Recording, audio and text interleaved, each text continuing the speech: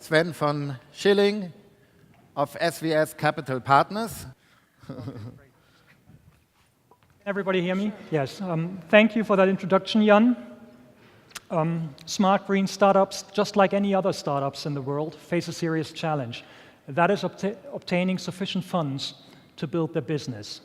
I'd like to introduce you to, or share some thoughts with you on a new alternative form of financing, that is crowdfunding.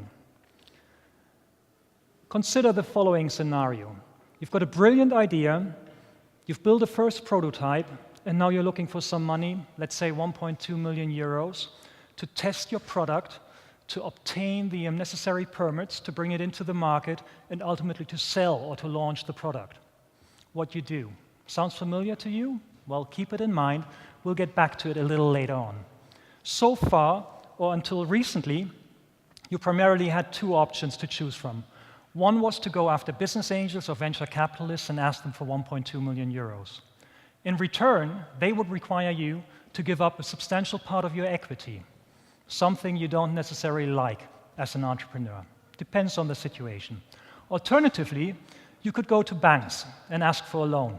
Well, they would ask you for personal guarantees and most of the time also for collateral. Not really good either. According to a recent US study, the probability of obtaining those funds is actually very small. In particular, if you compare it to all those startups out there, it's almost negligible. So what do?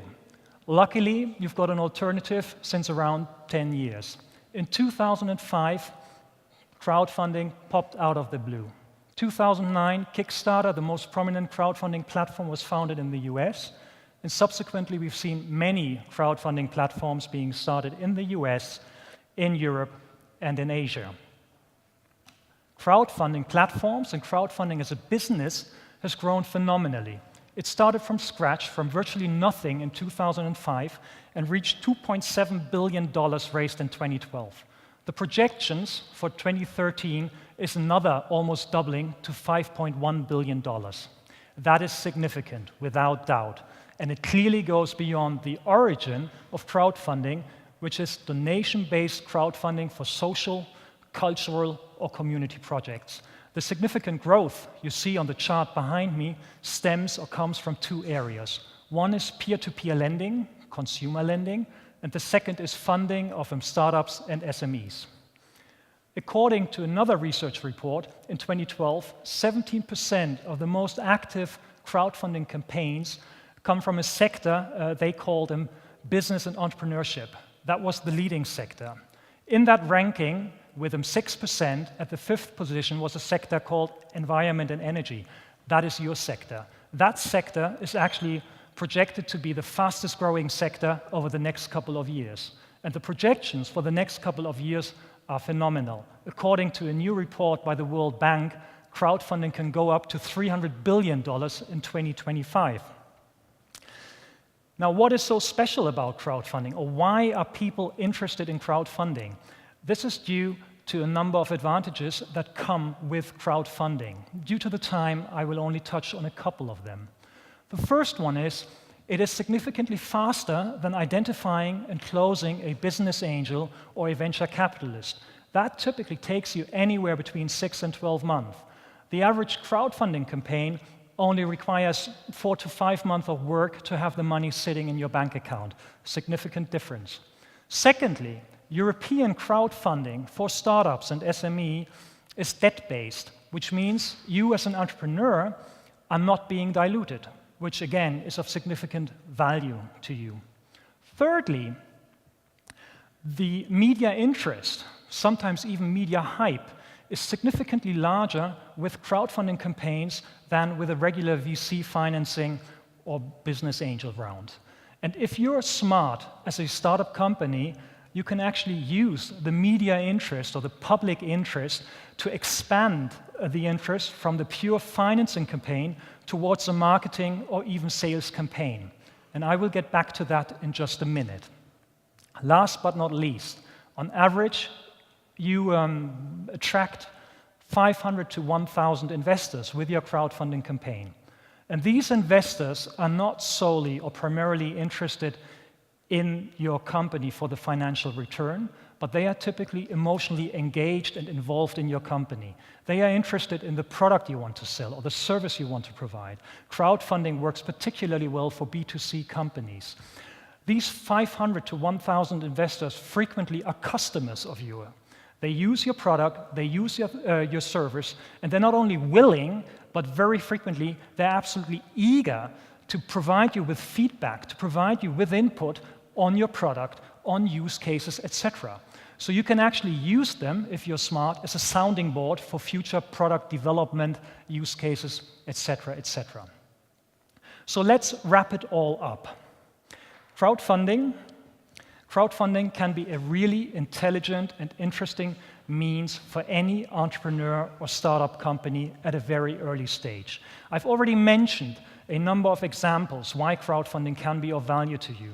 The most relevant, from my point of view, you can see on this slide. The crowdfunding gives you money without giving up equity. What is so interesting about that? You gain time. You gain between 12 or 18 months to further develop your product or your service before you start talking to a VC. At some point of time, you will have to talk to a VC in order to get the funding to make it an international business or to grow significantly. But these 12 to 18 months can be really relevant to increase the valuation of your company before you start negotiating with institutional investors.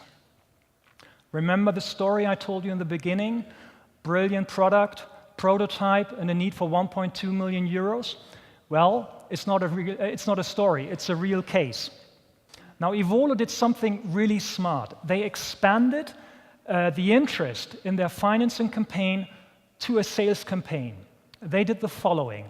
They offered to all investors who were willing to put 10,000 euros on the table, the maximum investment possible with the crowdfunding platform we worked with, Seedmatch, a German crowdfunding platform. They offered to the 10,000 euro investors to obtain an option which would give them the right for the first 30 volocopters to be produced. Any idea how many people signed up or put 10,000 euros on the table? Anyone here? Well, we were thinking 30 might be a little high. Ultimately, we had to increase the number in order to avoid discriminating any of the people out there. And we had more than 40 people who put 10,000 euros on the table, who basically were involved in a pre-sales exercise and who guaranteed 2/3 of the first annual production once the product will be launched. The cartoon up there basically summarizes my feelings about what's currently going on in the financial services industry, and that is we will see more consumers, more startups, more SMEs moving away from conventional sources of financing to alternative sources of financing. Let me please conclude this little talk with just 2 comments on SVS Capital Partners. SVS Capital Partners is my partner Ruben Bach, somewhere up there, and myself. We advise technology companies, startups, SMEs, small and mid-cap technology companies in regard to corporate finance issues, some strategic questions, and M&A topics. And we advise our clients based upon our long and comprehensive experience as a venture capitalist, that is Ruben, and our long and comprehensive experience as a CFO/CEO of privately held, respectively, publicly listed technology companies. That is myself. On a regular basis, we talk to our clients about crowdfunding, and we're very happy to expand that discussion to here in Berlin. Thank you.